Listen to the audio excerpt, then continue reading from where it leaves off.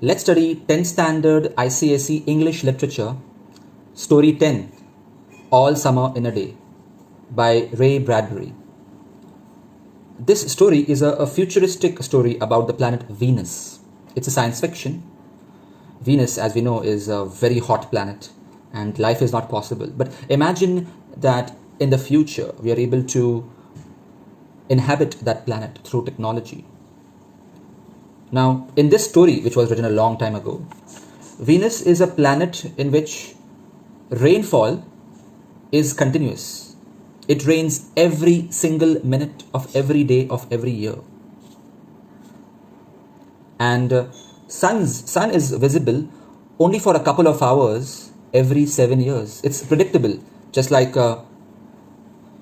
solar eclipse or lunar eclipse, which can be predicted by scientists.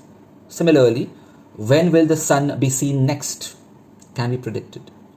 So the story begins with the news that the sun will be visible after 7 years.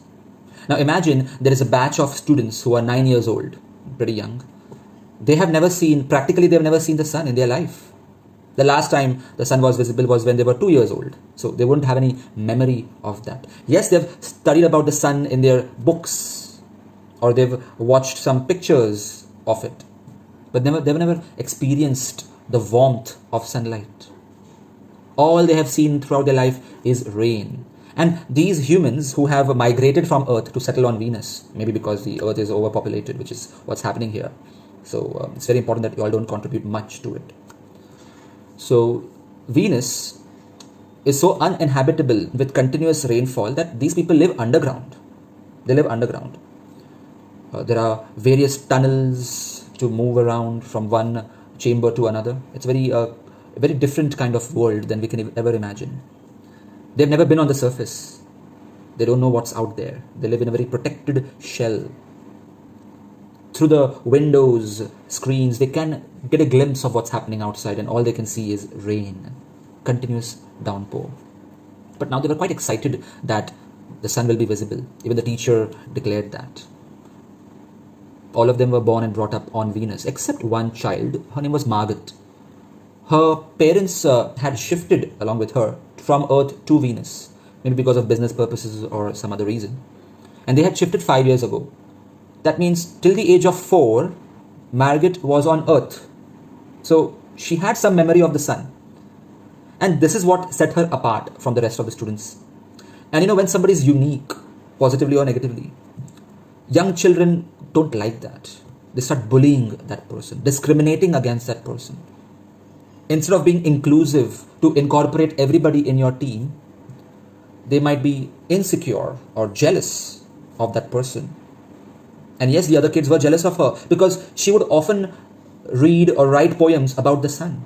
She described the sun as a coin, a yellow circle, a blooming sunflower.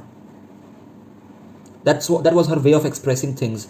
But these kids found it very unpleasant that she could have that experience and they couldn't. They were in denial. They said that there's nothing like that. You are lying. You have never seen the sun. They wouldn't involve her in her games. And even she became reticent. She became cut off from them. When people are not friendly towards you, you go into your shell and become introverted. She even lost the color of her cheeks. She became very pale, lost the color of her hair. She was like an old photograph. Maybe because she missed the sunlight. Sunlight is very important for her health as well. And even psychologically, she was not very happy living here. She had requested her parents perhaps to go back to Earth. And her parents were considering going back to Earth soon. That was another reason why the kids did not like her, that, oh, she's gonna leave Venus anyway. So they wouldn't treat her fairly.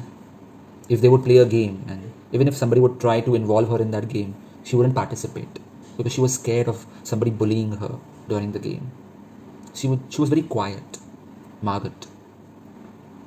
But she was eagerly waiting for the day to see the sun. She had missed it for the last 5 years. So when the rain started stopping, the kids approached the gates. They went out of the school and they went on the surface of Venus. and they could see the forests, immense, huge roots and leaves, but they were not brightly colored. They're very dull because of rainfall. Perhaps because of lack of sunlight, the plants had adapted to be very different from the colorful forests we have here on earth. The greenery we have here was missing there. And this might be a reason why their hearts are also dull. The lack of sunlight had affected their behavior. They did not have compassion for Margaret. And when the clouds separated and showed the sun and the sunlight fell on their skin, they were astonished. It was the experience of a lifetime for them. And they played a lot. They enjoyed the sunlight. It was far better than what they had expected. But before doing this, they had locked up Margaret in a cupboard, not allowing her to come out, which was a big crime because Margaret had been waiting to be exposed to sunlight, but out of jealousy and out of mischief, they had just locked her up. Margaret had banged the doors of the cupboard and asked for help, but to no avail. And now, when the 2 hours of sunlight was about to get over and the first few drops of rain, big raindrops, were falling on the palm, one of the girls started crying. And the other students also were moved by this. Now they realized that the 2 hours of sunshine was over, and they had to go back in to their caves. And that's when they felt guilty. They realized what a big mistake they had done by locking up Margaret.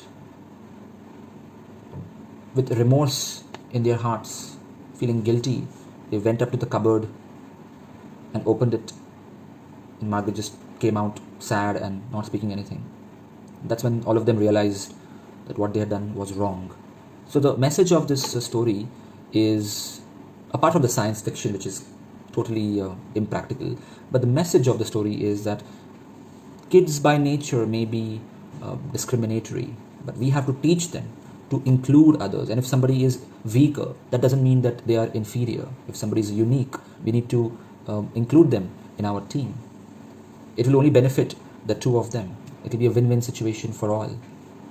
And why just kids? Even adults behave like this often in our world, be it Earth or anywhere. We should always believe in humanity and compassion. Hi students, this is AJ sir. If you like this video, press the like button. If you would like to enroll for my online test series or online lectures, email me or message me on Instagram. Check the description for more information.